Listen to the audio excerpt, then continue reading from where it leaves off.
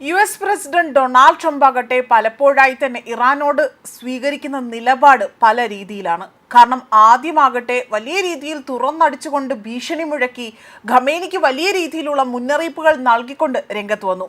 പിന്നീട് യുദ്ധതന്ത്രം മാറ്റി. ഇപ്പോൾ ആകട്ടെ വീണ്ടും ട്രംപ് അറിയിച്ചിരിക്കുന്നത് ഇറാനുമായി കൊമ്പ് കോർക്കാൻ താൻ ഇല്ല എന്നതാണ്.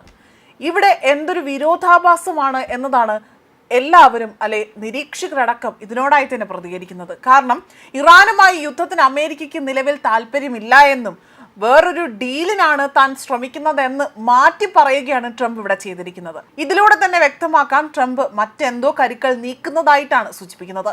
എന്നാൽ ഇറാൻ തീരത്തേക്ക് മറ്റൊരു യുദ്ധക്കപ്പൽ കൂടെ വിന്യസിപ്പിക്കാനാണ് നീക്കം നടക്കുന്നത്. ഇതോടുകൂടി തന്നെ ഈ നീക്കത്തിൽ ഇറാൻ അടക്കം അമ്പരന്നിരിക്കുകയാണ്.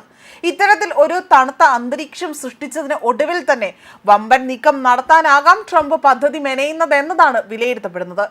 ഇറാനുമായുള്ള ചർച്ചകൾ തുടരുകയും ഒപ്പം തന്നെ ഡീലിൽ എത്തിച്ചേരുമോ എന്ന് വലിയ രീതിയിൽ പരിശോധനകൾ നടത്തുന്നതായും റിപ്പോർട്ട് സൂചിപ്പിക്കുന്നു.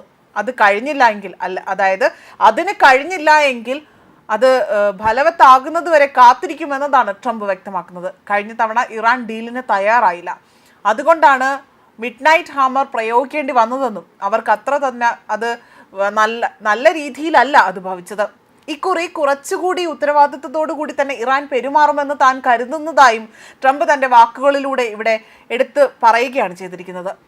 അതേസമയം കൂടുതൽ ഇക്കാര്യങ്ങൾ സ്വീകാര്യമാകുമോ അല്ലെങ്കിൽ ആണവ കരാറിന് ഇറാനും US തയ്യാറാകുകയാണ് എന്നതാണ് തുർക്കിയിലെ ഉന്നത നയതന്ത്രജ്ഞൻ കഴിഞ്ഞ ദിവസങ്ങളിലായി തന്നെ വെളിപ്പെടുത്തിയത്.